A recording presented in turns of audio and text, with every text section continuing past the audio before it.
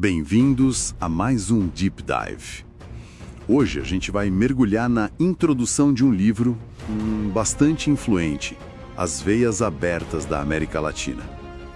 A ideia é pegar as páginas iniciais mesmo e tentar destrinchar a visão central que elas apresentam, né? Sobre o papel histórico da região e, as suas relações com o resto do mundo.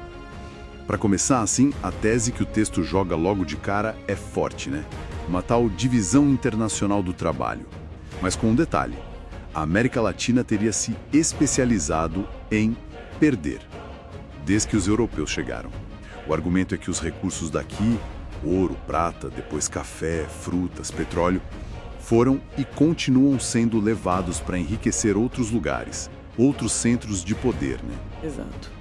E o interessante é como o texto descreve isso como um processo contínuo, não algo que aconteceu e acabou. Argumenta-se que a própria estrutura econômica e até social de cada país foi meio que moldada de fora, sabe, para servir a metrópole da vez.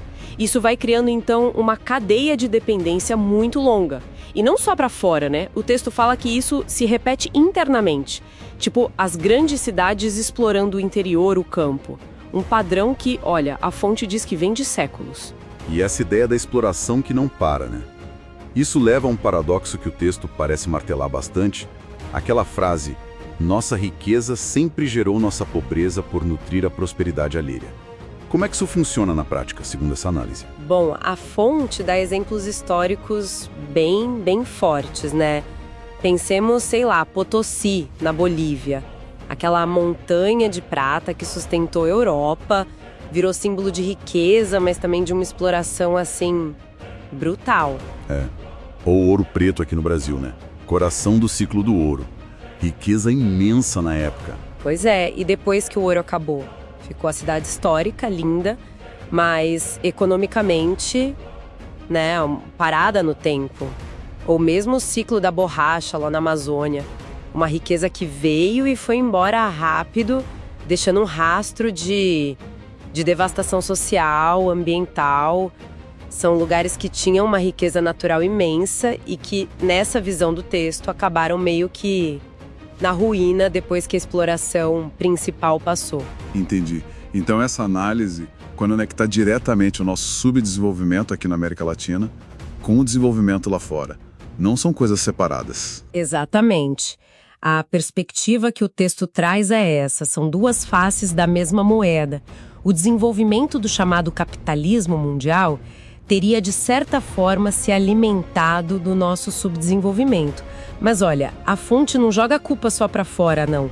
Aponta muito para a cumplicidade das elites locais. Usa até uma frase bem impactante: dominantes para dentro, dominadas de fora. Forte essa frase. Sim. A ideia é que essas elites também se beneficiariam dessa estrutura de dependência, sabe? E isso acabaria aprofundando a desigualdade aqui dentro. O texto até cita, se não me engano, dados da ONU sobre concentração de renda para mostrar isso. Tá claro. Então, pensando mais pra frente, né? Avançando no tempo. Como essa dinâmica continuaria hoje, segundo essa introdução? A exploração só muda de roupa, digamos assim? É bem por aí a linha de argumento. A função de servir a interesses externos, ela permaneceria. O que muda são os mecanismos. O texto faz uma ponte, né, desde as caravelas dos conquistadores, tipo Hernán Cortés, até as ferramentas modernas. Corporações multinacionais, empréstimos com aquelas condicionalidades todas, as missões do FMI, até intervenções militares em alguns casos. Quer dizer, as ferramentas mudam, não é mais o arcabuz, é a tecnologia financeira, talvez, mas a lógica de extrair e controlar, essa persistiria. E como a fonte lida com aquelas justificativas mais comuns para a pobreza na região? Tipo, tem gente demais, a culpa é da superpopulação. Essa parte é uma crítica bem direta no texto. Questiona-se muito essa ideia de que o problema é o crescimento populacional. Cita até figuras como o Robert McNamara, que foi presidente do Banco Mundial, e a preferência que ele tinha declarada mesmo por emprestar dinheiro para países que controlavam a natalidade. Aí a fonte contrapõe isso mostrando o tanto de terra fértil e vazia que existe na América Latina, né? E cita países que nem tinham crescimento populacional alto, tipo Uruguai, mas que mesmo assim passavam por crises econômicas bem severas. O argumento central ali é que essa conversa de população desvia o foco do problema real, que seria a má distribuição da terra, da riqueza. Faz sentido dentro dessa lógica que está sendo apresentada. E as consequências humanas disso tudo. O texto fala sobre isso. Fala aí, e fala com cores bem fortes. Menciona, por exemplo, 120 milhões de crianças no centro da tormenta. Fala de alta mortalidade infantil, analfabetismo, desemprego que não some. E diz que até a industrialização, por ser dependente, acaba piorando isso, porque expulsa mais gente do campo do que consegue absorver de emprego na cidade. Usa uma imagem muito chocante, as secretas matanças da miséria. Compara as mortes anuais por doenças ligadas à pobreza, à fome, como se fossem, 3 bombas de Hiroshima silenciosas caindo todo ano sobre a população. Nossa, é bem impactante mesmo. Isso sugere que a situação é meio insustentável, né?